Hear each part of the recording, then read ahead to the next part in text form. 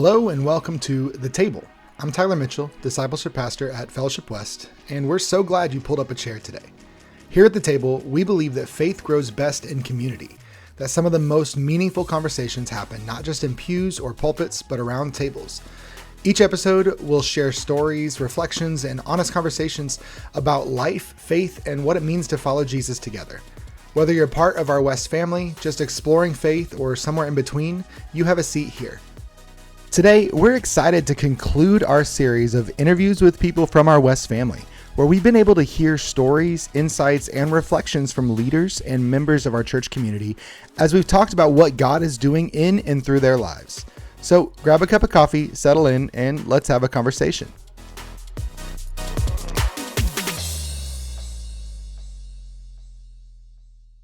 Today's guest is someone that many of you know and love, Matt Maestas. Matt is a part of our teaching team here at Fellowship West, and while you may only see him a couple times a year in the pulpit, he's been an important voice in the life of our church for a long time. Matt and his family now live in Wyoming, but he was once on staff here at West and continues to serve by preaching occasionally and staying connected from afar. In this episode, we'll talk about his faith and his unique journey in ministry. It's a fun, thoughtful conversation with someone who feels very much like family. Matt, I'm glad you're here today. Oh, Tyler, thanks. This is an honor. Glad it worked out. Yeah. So why don't you start off just by telling us a little bit about yourself, your upbringing, your family, what faith was like for you growing up? Sure. So as Tyler mentioned at the beginning, we're in Wyoming now. That's where I grew up. Grew up in a town called Green River, Wyoming, which is in the southwest corner of the state off of Interstate 80. Didn't grow up in a Christian home. Neither of my parents are believers. My dad was raised Catholic. My mom grew up with mother. So my maternal grandmother was very involved in church, but faith wasn't really a big part of our life in our home. But I did have a grandma who took me to church every time the doors were open. Sure. And so I met Jesus early, I would say, in life. And there are a few ways I usually give my testimony, and both of them are true. I remember when I was like 5 years old, there used to be this show on TNN, which it was the Nashville Network at that point. Okay. And it was called the Gospel Bill Show. Okay. And it was set in the Old West. And I think, hey, I don't have any real opinions on Bill Gothard, but it was a Bill Gothard show that I've learned later. But Bill Gothard himself played this deputy or the sheriff called Gospel Bill. Okay. And he had a deputy named Nicodemus. And it was like a sketch show where they would like solve a crime or whatever. But at the end of every show, Bill would give a gospel presentation. All right. And invite you to pray the sinner's prayer. And Cool. So I have very vivid memories of being like 5 years old and kneeling behind my couch every morning and asking Jesus into my heart with Gospel Bill. Sure. And it's because I got up earlier just to watch TV every day before I went to school. Why wouldn't you?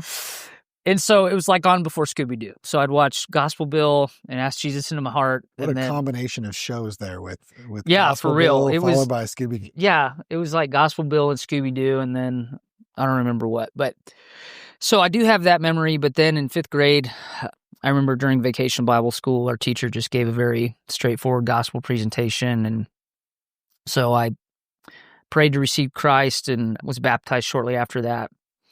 And yeah, there wasn't a whole lot of real discipleship that happened intentionally in our home, or I would even say in the church that I was a part of at that point, but just generally needed to read my Bible and pray. So I did that often as a young person. I was involved in a youth ministry in our town growing up, and at a camp we went to one summer, the camp pastor gave just a call for vocational ministry. Is what they called it at that point. And I just felt like a big compulsion that the Lord was calling me into some kind of ministry later in life. And so I was probably 14 or 15 Cool. at that point. And so I came home and told our pastor that this is what had happened at camp. And so he immediately was like, well, you're preaching next Sunday. Oh, and so I think, the first time. The big reins. The first time I preached I was probably 15 years old, Wow. I think. I preached my first sermon. And growing up in Wyoming, if you say you're called to ministry, there are a lot of churches that don't have pastors. And so Sure. I had the opportunity, even in high school, to drive to some of these towns that were pastorless and preach on a Sunday morning. I can't comment on the quality of sermons Sure. that those folks probably heard, but it did happen. Yeah. And so, yeah, that was kind of, in a nutshell, my beginnings of my walk with Jesus and even my call to vocational ministry. Yeah, that's really cool. How do you feel like getting those kinds of opportunities and feeling that call to vocational ministry at really what's such a young age comparatively impacted your ministry since then? Yeah, that's a great question. I would say I've just always had the implicit belief that people are capable of things in greater capacity than we may give them credit for early on. And so that's really led me to just ask aspirationally of people a lot more. Yeah. And so I'm sure you may have this experience, Tyler, or some other people, but most of us are doing the things in ministry that we're doing because somebody asked us to do them. Sure. Yeah. And so, or asked us to pray or to consider something. Yeah. And so I've just always tried to make a habit of asking aspirationally of people, like, hey, man, have you ever considered that God may be calling you to do this? Or, hey, here's something significant I want you to pray about. Yeah. Or even just challenging them to, hey, I believe that God may have more for you than you think he does. Yeah. And just to see, again, I'm not anybody's Holy Spirit, so I just trust that if I ask him a question, if it's not what the Lord's asking them to do, then he's far more convincing than I am, and he'll convince them otherwise. Yeah. But in the very least, I want it to be something they put before the Lord. And often it's the case that if somebody asks us to consider something, that specific thing isn't what we end up doing, but that process of just being open to what God has for us does put us in greater contact with the direction that he wants us to go, or that we're open to, and then we get the opportunity to see where God's at work. Yeah. So I would say, those would be two primary things. First, the opportunities to, hey, people are far more capable than we think. And second, we just need to ask and see what the Lord wants to do with it. Yeah, it's a good word. When you think back to that season of your life and whenever you were getting those opportunities when you were so young, and even especially that first time when you had the opportunity to preach, what were some of the thoughts that went through your head as you're preparing for that first sermon or those first couple sermons? That's a great question. It's interesting how gracious the Lord is. Not that he's less gracious to us when we get older, but God has, this is such an obvious statement. God has so much awareness of our capability. Yeah. And so I can still pretty vividly remember some of the first sermons I preached and how lacking my outline was, or the notes that I carried into the pulpit with me. Yeah. It was like, I still remember. So for those of you who may not know, before we had overhead, like stuff on screens, we had overhead projectors. Classic. Yeah. And so I remember one of the first sermons I preached was on the body of Christ. And I literally took a clear overhead projector sheet and some overhead markers, and I sketched out like a stick figure human body. That is such a Matt Maestas thing. Yeah, that makes so much sense. During the sermon, I was like drawing on this and like, so the preaching from Corinthians on the body of Christ, and like, so this is this, this is this. And, I mean, people were very gracious and laughing. But in retrospect, I'm like, I cannot believe that I just walked into the pulpit like so unprepared in retrospect. But God's people were so kind and so gracious, and just like really affirming me to continue. And so I'm just so grateful for just to watch the Lord's progression. So from the first time I was preaching and how unprepared I was, to see how the Lord is directing me, I would say, into deeper parts of humility before his word. And so now when I walk in, I still have some of those same feelings every time before I have the opportunity to preach. There's always a point at which I'm like, I have no idea what I'm going to say about this particular passage, or my goodness, I don't know how I'm going to get across what it is that the truth of what God's trying to say. And so the longer I walk in ministry, the more prepared I feel like I have to be in the pulpit in some ways. And there's just even deeper levels of humility and dependence that it takes compared to when God protects us through our ignorance at times early on. I think just to give us a confidence that we can do something. Yeah. That's cool. Yeah. So you finished high school. At what point did God kind of call you away from Wyoming? Or what was the next steps in? Yeah. Great question. So I went to, and when I was in high school, I was the drum major of our high school band, and then I did theater.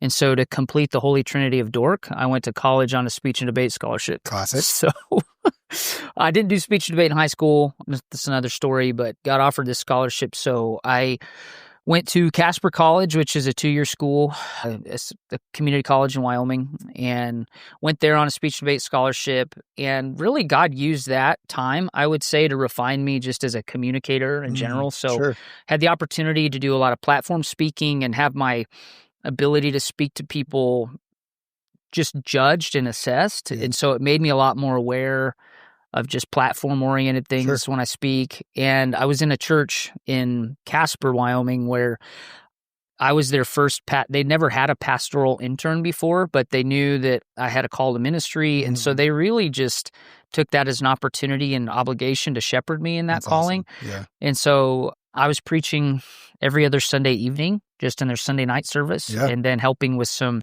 outreach Bible studies in a neighboring town 40 miles north of Casper. And so the Lord used that to give me more ministry reps. And then also, as it was when I was in high school, there were churches in our state that didn't have pastor. And so at least once a month or so, there was and it's funny, it's one of the churches that I serve now in my current role. A church in Pinedale, Wyoming, it was 300 miles from Casper. Oh, wow. And so I would drive there on I'd get off work at Burger King on Saturday night. I would drive 300 miles one way. Oh, my gosh. There was a parsonage, and they told me where the key was. I would go into the parsonage and fall asleep on the couch Saturday night. I'd wake up Sunday morning, preach. They'd feed me lunch. I would take a nap Sunday afternoon. I would preach Sunday evening, and then drive 300 miles back. Gosh, what a grind. Sunday evening and collapse into my bed and wake up and go to class Monday morning, and they paid me I don't remember what they paid me to do that, but by the time I did all the math, it was basically like I was paying $50 a week every time I went to preach. That time I took off work, missed work, did this. But the truth is, there's nothing I would have rather done than that. I felt like this was God's greatest blessing. And so sometimes this is a little bit of the old man in me. Where there are young people that express a calling to ministry, and maybe not just young people, but I think people are looking always for the conditions to be just right before they do something. Sure. And I've just always had the impression hey, if God's calling you to do something, you just say yes as much as possible and let Him direct how that's going to go. So God used those opportunities just during the time when I was in college. So smart, I squeezed my 2-year degree into 3 years at Casper College. Yeah. And as I was finishing up, I got a call from a pastor, the pastor of the first church I was involved with in Green River. He had moved to the Wichita area, and he'd asked me to come for a summer to work with students. So in the summer of 2002, went to Wichita, Kansas, and I thought I was going to be there for the summer. And I worked with students there. And at the end of the summer, the church asked me to stay full-time as the associate pastor, minister of youth. And so I drove back to Wyoming and loaded everything I owned into my Saturn. And I moved to Valley Center, Kansas. And I was 20 years old, just finished my associate's degree. And that's when I started my first full-time job in vocational ministry as the associate pastor of students at Calvary Baptist Church in Valley Center, Kansas. Very cool. Yeah. What was that transition like, going from kind of doing, pulpit supply and kind of all over the place, involved in a lot of different places, and then all of a sudden transitioning down, and now you're in a full-time role at one church with a specific demographic, focusing with students. What was that transition like for you? It's funny. It felt like the most natural thing in the world. I don't know how else to explain it. Grew up really independent, so managing my own life really wasn't that difficult. Working a job made sense to me. I continued to go to school at a small a small school called Tabor College in Hillsboro, Kansas. Mm-hmm. I think there's some folks that have some students down there now. Yeah. Yeah.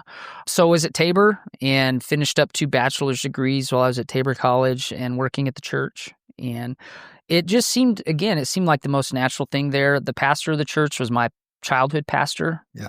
And so there was a real natural relationship there, and they were very kind to me. I feel in some ways like that church and its volunteers and that youth ministry pastored me more than I pastored them. Just helped me a lot, let me lead. And they didn't have language for this at that point, neither did I, but they just really let me lead according to my strengths and surrounded me with people that were strong in areas where I wasn't. Yeah. And so the transition itself was about, I don't know if there could have been a better one. I think, every church has its strengths and its weaknesses. We talk a lot more in that season of ministry in churches, at least where I was. No one was talking a lot about leadership development or leadership pipeline stuff. And so some of that was more implicit than it was explicit. But I felt like, man, that transition for me was about as great as it could have been. Yeah. And so we were there for 3 years. I was there for 3 years before we moved to Kansas City. Okay. Yeah. I'm sure the transition, just like culturally, of going from the mountains to Wichita was a little bit jarring for you. For sure. Yeah, man, we could talk another 2 hours about that probably. I found people in the Midwest that I'd never, obviously at that point I'd lived pretty much one place. So I wasn't used to, not people in Wyoming aren't mean, but there's a difference between in people that live in the West and people live in the Midwest as far as friendliness culturally. Sure. And so that was a welcome change. I would say I wasn't used to people being so nice. It's so friendly. So that was a change, but learned a lot. And first of all, I wouldn't have met my wife. Jessica grew up in that church. And so I'd pretty much dated all 5 women in Wyoming, everyone who wasn't my mom or one of her friends. So meeting Jessica was, God's grace to me, and very grateful. And so we were married, and then we moved up to Kansas City in 2005 so I could go to Midwestern. Okay. Yeah. So you moved up to Kansas City to go to Midwestern. Yeah. What kind of led to that decision and it's a wild story. That transition. Yeah. So I was happy. We'd been married. Jessica and I had been married 4 or 5 months. And my pastor walked into my office and he said, "Well, are you ready to pray about something significant?" And I was like, "Not really. I mean, I just got married, figured out how to do that well, and be on staff at this church still." And essentially, the president of the seminary at Midwestern at that time, Dr. Roberts, had made it known that there were some scholarships available for students from within the state of Kansas that would be willing to move to and go to school on campus. Okay. So if you were willing to be an on-campus student, Midwestern would cover your tuition and fees. That's huge. And so all we had to do was move, essentially. And as soon as he finished explaining to me what the situation was, I had this sense from the Lord, like that's what we were supposed to do. Yeah.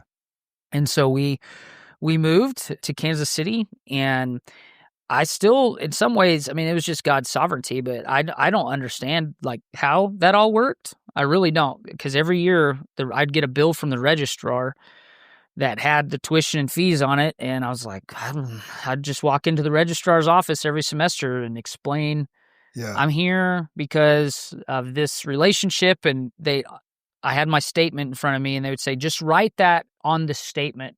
Oh, interesting. And so I'd sit in the registrar's office and write this paragraph like, I'm so-and-so, I'm here because it is. So this went on for like 3 years, it seems essentially. so under the table. It's wild. And so finally, this is crazy. So last year I was there at Midwestern, I get this letter in the mail. It's like, you're here on a presidential scholarship. That's what this is. And so you're required to go to maintain this GPA and go to chapel. In your last year. You didn't even know what you were doing. I didn't even know. And so I was like, oh, so thankfully I was a decent student, so the GPA thing wasn't a problem. But I was like, I guess I better start going to chapel more. So yeah, so we were at Midwestern on a presidential scholarship, and I was there. I finished in 2005, and while we were at Midwestern, we planted a church, and that was kind of our foray into church planting. and then also working with the North American Mission Board. Okay. What were some of your big takeaways from that time of being in seminary on campus that you feel like have played the most benefit into your ministry? Yeah, great question. I kind of alluded to this a little bit earlier, but seminary, it humbled me more before the Word than I had been before. Yeah. So I loved reading the Bible. I tell people even today, yes, I've been to seminary. I have a master's degree, but I learned most of what I know about the Bible came from just reading it daily. Sure. And interacting with it on a regular level. Yeah. And so as far as Bible knowledge, Bible intake, nothing is a substitute for just reading the Bible. Yeah. So yeah, I learned a lot of history and a lot of stuff and facts about the Bible and things I'm very grateful for, but my love for the Word or understanding of it came just from daily reading. But what the seminary did do is it humbled me as to how I position myself before the Word. Not that I would have ever expressed this explicitly, but I think I kind of approached God's Word from before seminary. I approached it from above, like I am the authority over this. And I never would have said that. Somebody asked me, I probably would have denied it, but I think implicitly I just saw myself in a different place before God's Word than I did. And so seminary really humbled me to where, my goodness, this book is understandable, but it's definitely a mystery. And I approach it with great humility and with the desire to learn from it and receive from it more than I do tell everybody else what it says. And so seminary did that for me. I think it also gave me a firm grasp of how to use some tools that were at my disposal. Sure. So whether those would be tools for doing word study or biographical or historical study, I just wasn't as versed in using those. Sure. And it also made me a better student of how to compare certain tools to other tools, which ones are best used for study and which ones aren't.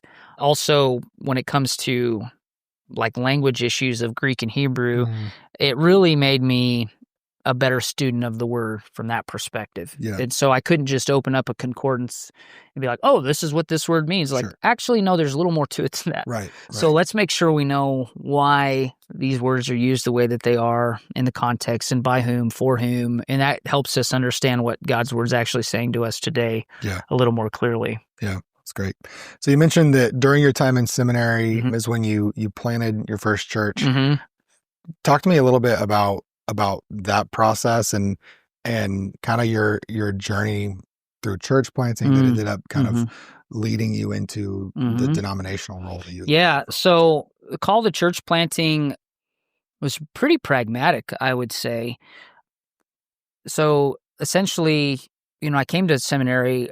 My initial plan was to just get this over as quickly as possible so that I could just go pastor a church. But then I quickly realized, like, God used that time of calling to really just, again, I'm using this word a lot, but just humble me before what it meant to serve the Lord. Yeah. And so I was just really confronted. And again, I would have denied this if somebody would have said it to me, but I remember very specifically during the summer between my first year and my second year of seminary, sitting outside reading one day and was just confronted with the reality, like God just spoke to me and said, Matt, you only want to serve me if you're going to get paid to do it.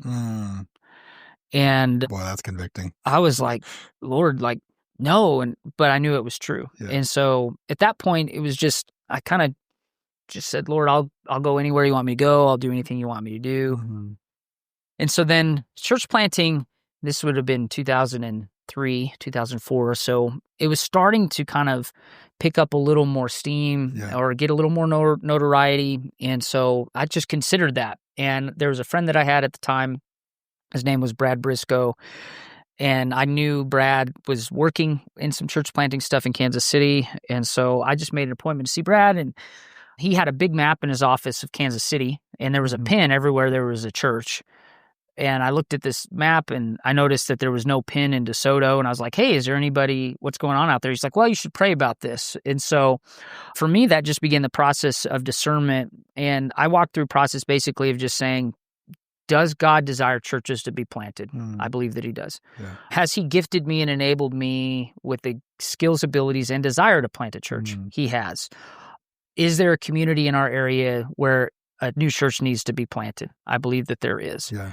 And so for me, the next question was, well, then why wouldn't I do this? Sure. And I'm not saying this is right for everybody, but I've just always tried to live my life in such a way that I would rather deal with the pain of failure than the pain of not knowing. And so I knew that I couldn't get 10 years down the road in ministry and still be asking the question, what if I would have planted that church? Sure. I wanted to know, even if it meant that things didn't end up, going the way that I had thought that they may. Right. I still had pre-processed that pain to go, I would still rather know than not know, even if it means quote unquote failure. And so Jessica and I decided to move forward to pursue planting a church in DeSoto.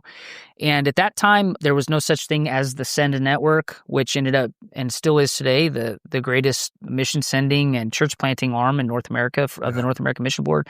So there was no church planting assessment at that time. There was no church planting coaching, no church planting care.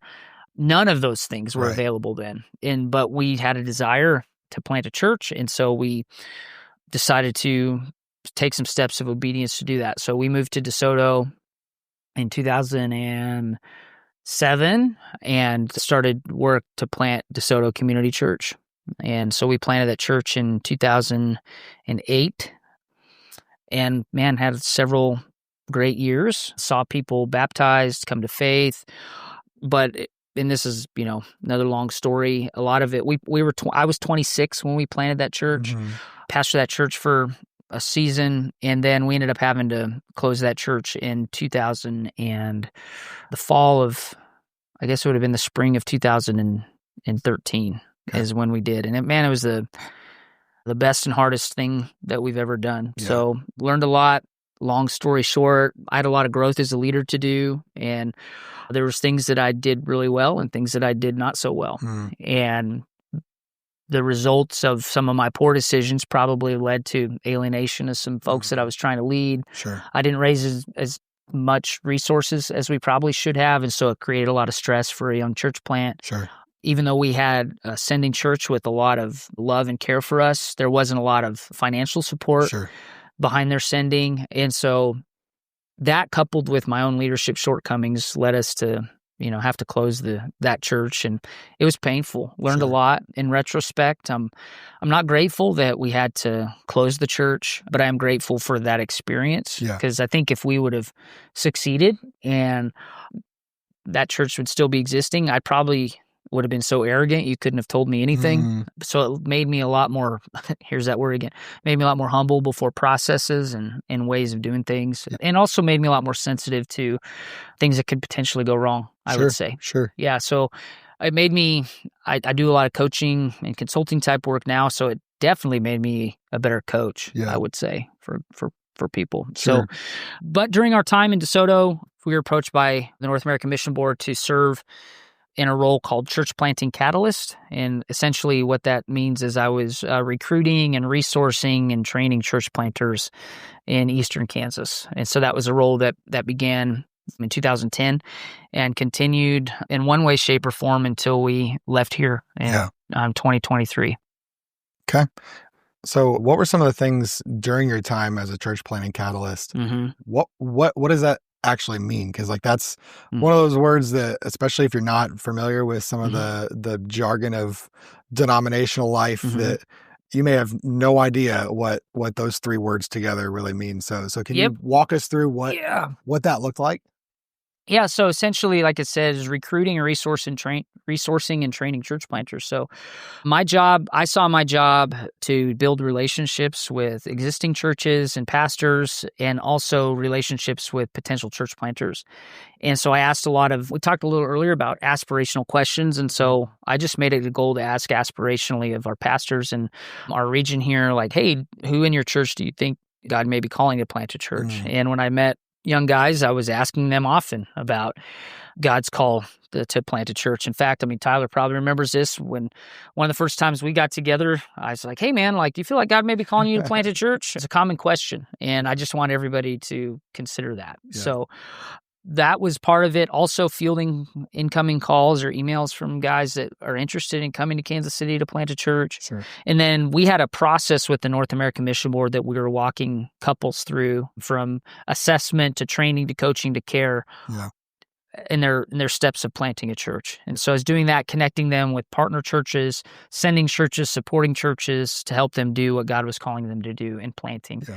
And then once they were on the field, making sure they had the resources that they needed, making sure they were aware of all of the things that were at their disposal, connecting them with coaching, connecting their wives with planter and spouse care to make sure that they were relationally healthy while they were on the field, not just from a skill level, but from a family level. So we did everything that we could, I think, to resource and connect planters so that they would have the very best chance for success or opportunity for success while they were here. Yeah, that's cool. And I'm sure that your experience in planting paid dividends in the way that you kind of led and helped to resource these young people that were seeking out to plant a church of their own. I hope so. Yeah. I don't think it hurt. You know, I'm ended up being the guy that if you had an idea and you felt confident in it, man, I would do everything I could to help you do what God's calling you to do. I used to tell guys, I'm like a big piece of conduit. I may not have what you need, but I usually know who does. So tell me what you need. And most of my conversations ended up being like, hey, call this person and tell them I told you to ask them this question. Right. And they'll get you what you need. Yeah. And so I enjoy that work. I always saw myself as kind of a cheerleader for people, and just the concept of, if you show up to base camp at the bottom of the mountain, I'll get you to the top of the mountain. Yeah. And I can't walk your miles for you. I can't carry your weight for you. But if you show up ready, I'll get you where you want to go. And so that's still one of the things I love to do most. Yeah, that's cool. Do you have any idea of how many church plants you had a hand in establishing in the city area? That's boy. I would say our goal was always to catalyze 4 churches a year. So I would say, safely speaking, that in the 12 years, almost 13 years that I worked for the North American Mission Board or with Send Network, it's probably 50 church plants. That's awesome. Yeah, I would safely say that. I mean, I could sit here and list them all out, but if I was, I would say safely it's 50. Now, I would love to tell you every single one of those churches is still operating today. That's not true. Sure. I would say probably let's just take 50 as a number, I would say 35 of them are still operational. Yeah. That's great. Mm-hmm. So during that season of your life, is also it kind of overlaps with your time here at West. Mm-hmm. So just, share with me a little bit about, from your side of things, what kind of drew you to want to jump in here? Because obviously Send was still your full-time gig, even while you were here and when you were on staff here. But what was kind of what led you to see this church and say, like, hey, I want to be something more with this? Yeah, well, I'll blame Jessica for that, honestly.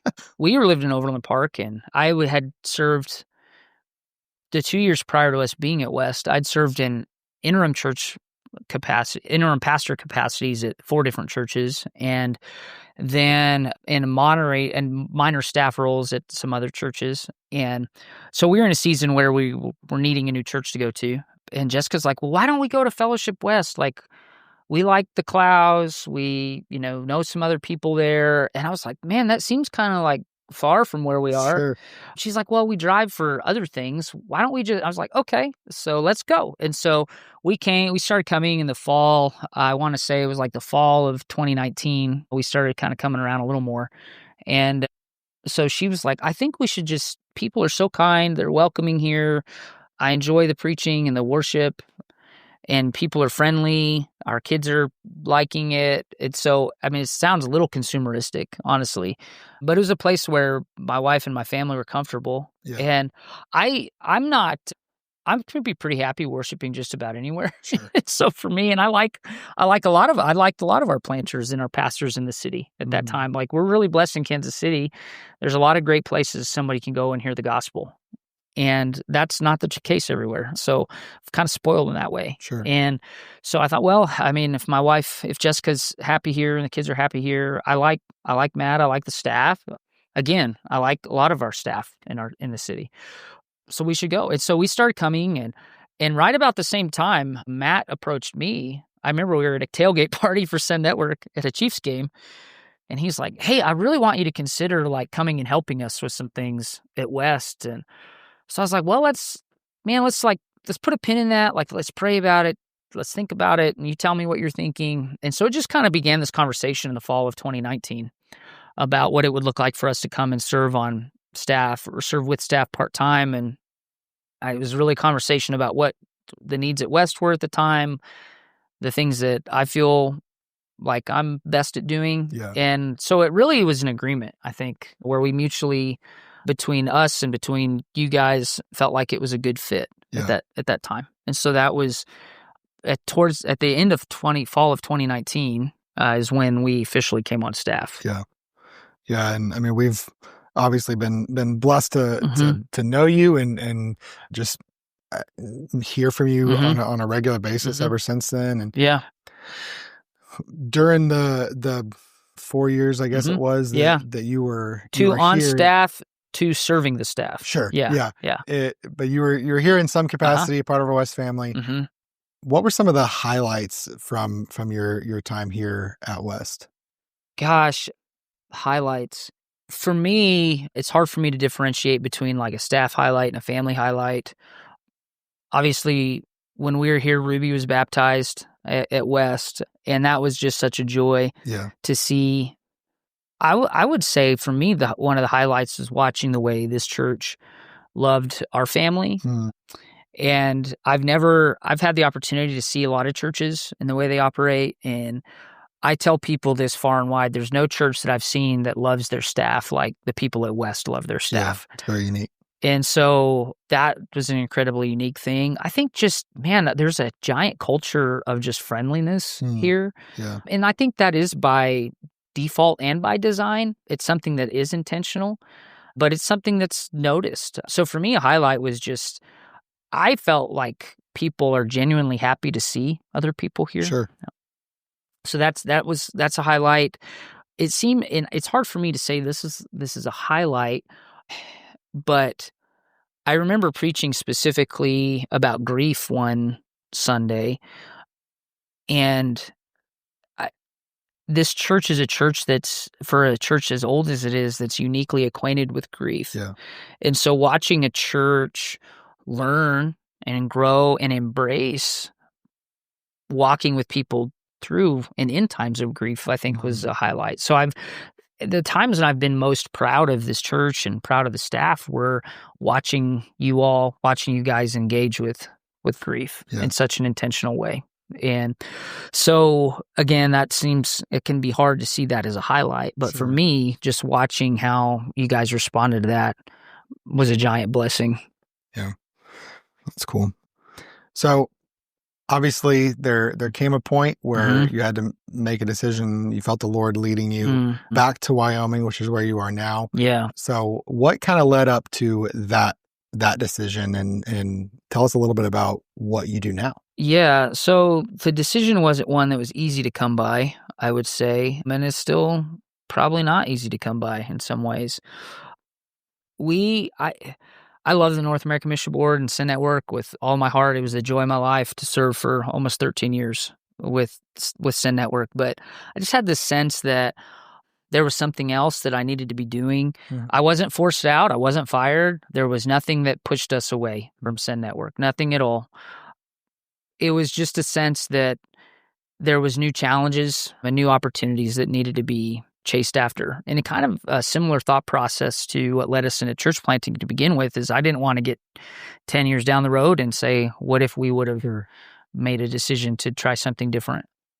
So for me, it was the combination of the challenge and the opportunity that presented itself at the right time, kind of those three threads coming together, challenge, opportunity, and timing, that led us to Wyoming. And so I serve right now. I work for the Wyoming Southern Baptist Convention, and I am what they call the South Region missionary. So there are 100 Southern Baptist churches in the state of Wyoming and about 30 of them in the South Region of the state. And so I connect with those pastors and serve the pastors and churches in the South Region of the state. I look after primarily their health pastorally, their personal health, their leadership health, their marital health, and I resource them in that way. I try and connect them with each other and connect them to myself. I'm responsible for kind of overseeing the collegiate ministries in the entire state as well, and then growing our network of churches. So those are kind of the three legs of my stool, I would say, and how I assess what I'm doing: pastoral health, collegiate, and network growth. And so I serve our network of churches in that way.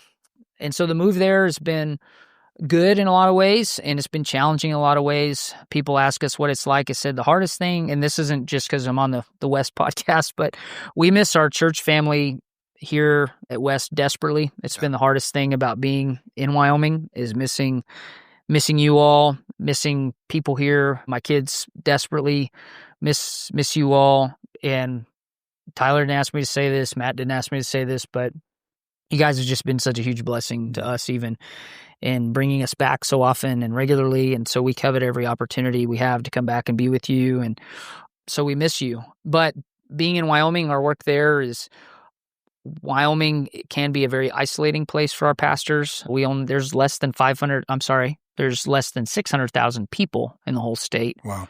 And most of my pastors are hours from each other. Right. But they will happily drive 2 hours just to have lunch or a cup of coffee with each other. Yeah. And because they need that relationship and that fellowship so desperately.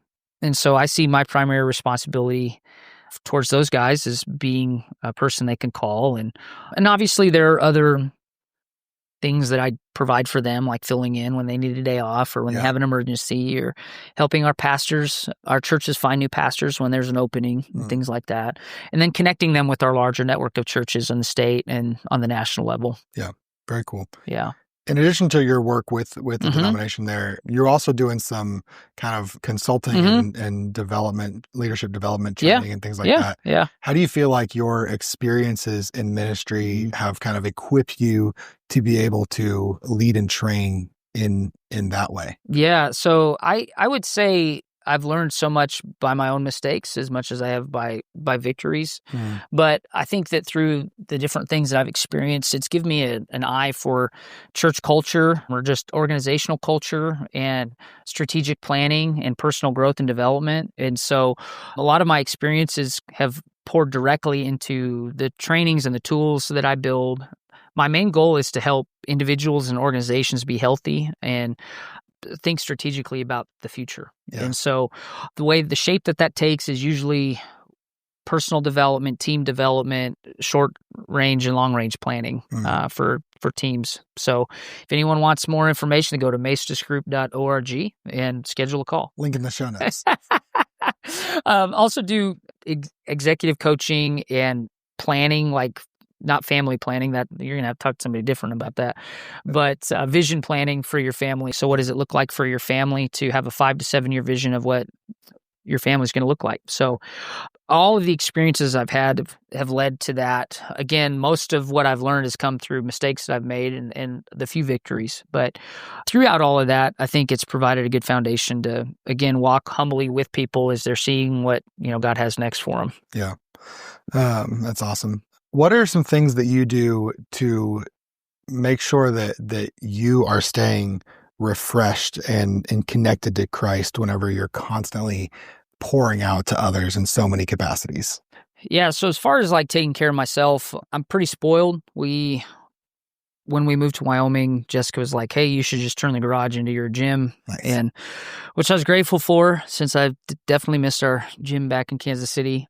So to me, pursuing physical health is a non-negotiable.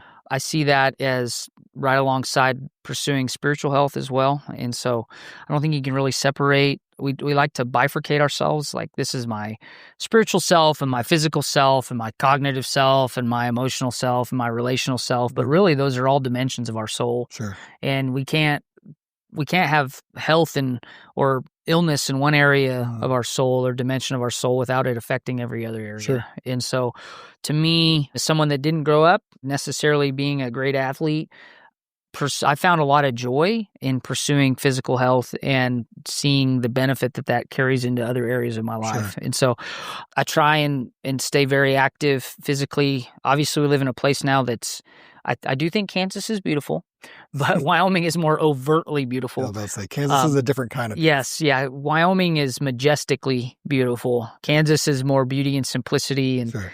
so do have an opportunity to be outside a lot more. So since we live in a place where most of the time when I'm driving to meet a pastor, it's not the ugliest drive in the world. Sure. So if I have time, I'll pop off and go hike something or walk in a beautiful area.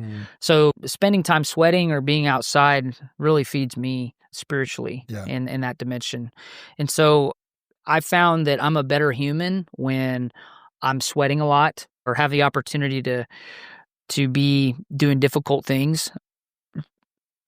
Putting it very crudely in some way, sometimes I just go and lift heavy circles until the bad thoughts go away. Sure. Or I run until my legs feel numb and I'm not thinking intrusively anymore. Yeah. And so I found very few things in life that lifting something heavy or running for a great distance won't cure. So that's usually how I try and physician heal thyself. That's how I try and heal myself most of the time. Okay, very cool. Last question. Mm-hmm. What is one thing that you wish every person in our church really knew or believed about God? It's not a wish. It's a hope for you that you believe that God, that you are far more loved and accepted than you ever dared imagine.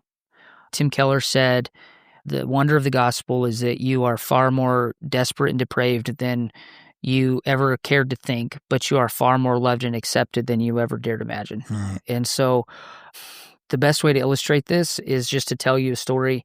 I remember we were living in Lawrence, and Gracie was about 3 years old.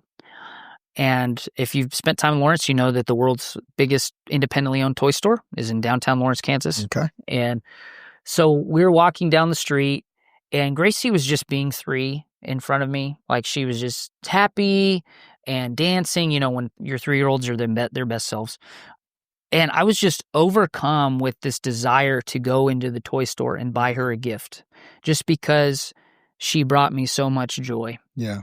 And it was at that moment that I had that thought that it was like the Lord spoke directly to me. He said, Matt, don't you realize that's how I feel about you? Yeah. You bring me joy, and I just want to give you good gifts. That's beautiful. And not that I'd ever thought that I had to earn my place. Like, theologically, I never believed that I had to earn my place with God. Sure. But emotionally and cognitively, I had a hard time living like that was true. Yeah.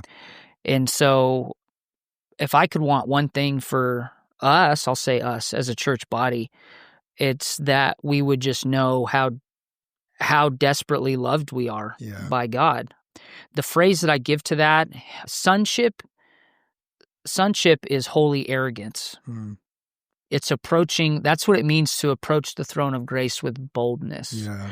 That's what makes the story of the prodigal son so scandalous, is that the father treats the older son and the younger son the same. Right.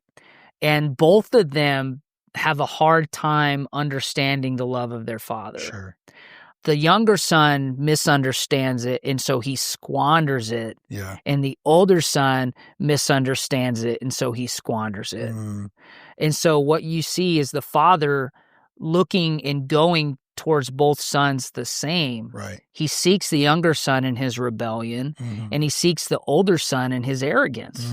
That's good. And so if we would just see the Father's love for us, if we would see ourselves the same way the Father sees us, man, I think that we would be a lot more free than we are. Sure. Yeah, that's great. Well, Matt, thanks so much for taking the time to join us today. It's always a gift to hear your heart and your perspective. And even though you're not here every week, your voice still speaks deeply into the life of our church. We're grateful for your continued connection to Fellowship West. And we know there are many people that were encouraged today by your faith, your wisdom, and the way that you're still faithfully living out your calling wherever God has placed you. Thank you for joining us today at The Table. We hope this conversation has been meaningful to you and that you feel encouraged in your journey of faith. If you'd like to stay connected, be sure to subscribe to the podcast so you never miss an episode. And be sure to join us in person. For more information about Sunday service times and locations, head to our website, fellowshipwest.com. If something from today's conversation resonated with you, share it with a friend or leave us a review because everyone has a seat at the table. Until next time, remember, you are loved and there's always a place for you here. Take care and we'll see you again soon.